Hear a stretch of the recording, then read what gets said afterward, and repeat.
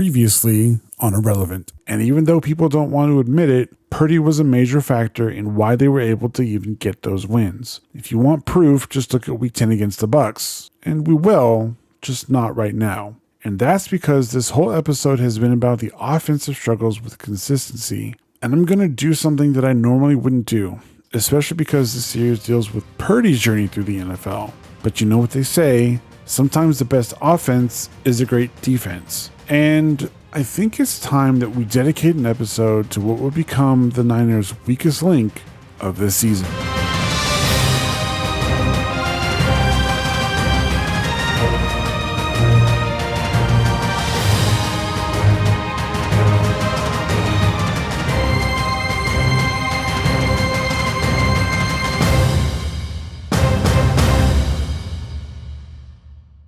When we look back on the 2024 season, it would be easy to point to the offense and say that they didn't look like the same offense as 2023, and there are reasons for that. Many reasons for that. It's also easy to point to the special teams unit and say that they didn't pull their weight, and there are a few reasons for that as well. But historically, the one unit that hadn't really faltered, at least for the past few seasons, was the defense. In 2024, however, the defense changed in ways that no one saw coming if you weren't paying attention. But for fans who were paying attention, the signs had been there since 2023. So I wanted to provide a small disclaimer before I go any further. I've always been a fan of the offense. I started my journey into this great game by participating in a fantasy league, and in this particular league, you got to choose individual players for your offense, and for defense, you picked a team instead of players. And so I've always looked at it as if the defense wasn't as important as the offense. But in late 2022, I started to notice that the defense could sometimes win you the week. In fact, during a specific week in 2022, the defense I chose was instrumental in getting me the win. The quarterback I chose also helped, but the defense I chose kept the other team to only 7 points and even got a few interceptions. And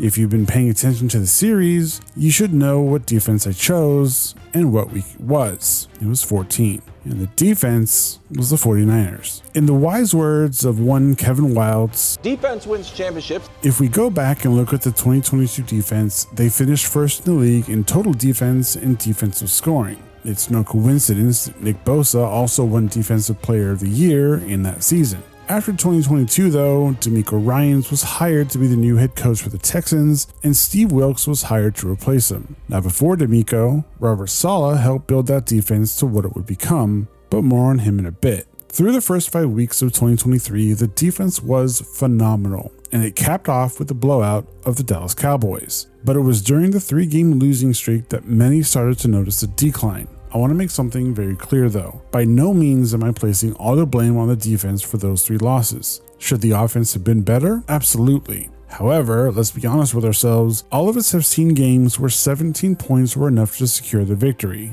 I mean, we all remember this, right? To their credit, the defense did keep that Browns game within reach, and the offense did enough to get within field goal range, and had the kick been made, we wouldn't be talking about a 3-game losing streak. And in that Vikings game, there were a few questionable calls that led the Vikings to score 22, and had things gone differently, the game could have ended 17-15. Again, the offense could have been better, but we all know how I feel about that game and what happened on that quarterback sneak. And in the Bengals game, the defense simply couldn't stop them from scoring. A lot of media attention was focused on the defensive woes that had plagued the team, and it was clear that a few changes needed to be made, and they were. Chase Young was brought in from the Commanders, and Steve Wilks was moved from the upper box down to the field. And while Shanahan didn't feel that was as important as people made it out to be, it was clear when the Niners came back from their bye that the change had made an impact. Say what you want about the Jaguars, but the defense was able to keep them to a single field goal the entire game.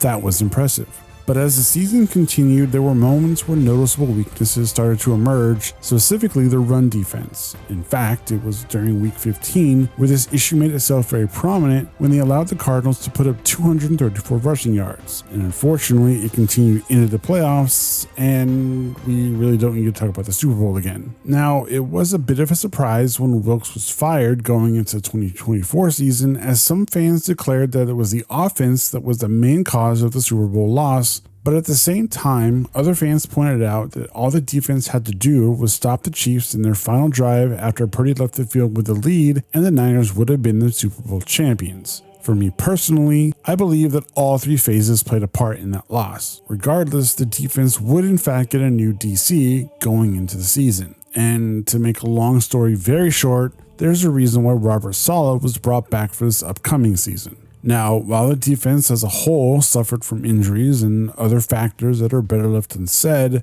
there were a few bright spots. Let's talk about Fred Warner for a moment. There's a reason why people call him the best linebacker in the league, and not just Niner fans either. You see, in 2023, he would be selected first team All-Pro for the third time, only this time it would be unanimous, and in 2024, he would be named first team All-Pro for a fourth time. During the first 4 weeks of the season, he was also generating buzz as a potential Defensive Player of the Year. That's how good he was playing. In fact, during week 4 against the Patriots, he gave many Niner fans hope by literally snatching a pass out of the air for an interception. He fell down, he got back up, and with the help of his team making crucial blocks, would take the interception back into the end zone for the pick six. What was concerning though was that after the game, Warner seemed to slow down a bit. Many people would attribute that to the fact that the team was still missing Dre Greenlaw as he was recovering from his Achilles injury suffered in the Super Bowl. Some people, though, were actually advocating for Warner to be traded because they didn't think he was that good anymore. That was until Warner disclosed during a locker room interview later in the season that he had been dealing with a fractured ankle, an injury that he sustained in week 4 after that incredible interception. Now, I don't know about anyone else, but after I heard that he had been playing on that ankle for all of those weeks, my respect for him grew by leaps and bounds, and that's saying something since my respect for him was already so high. But he wasn't the only defensive player that impressed me, because behind Warner in the secondary was Diamador Lenore. Now, for most, he was in the shadow of Travis Ward, especially in 2023, but in 2024, he established himself as the clear number one, and I think that really presented itself in their first game against the Cardinals when, after a field goal was blocked, he ran the ball in for the touchdown, which helped extend the score. Now, the team would go on to lose that game, but the main reason for that, I believe, was the fact that during a kick return,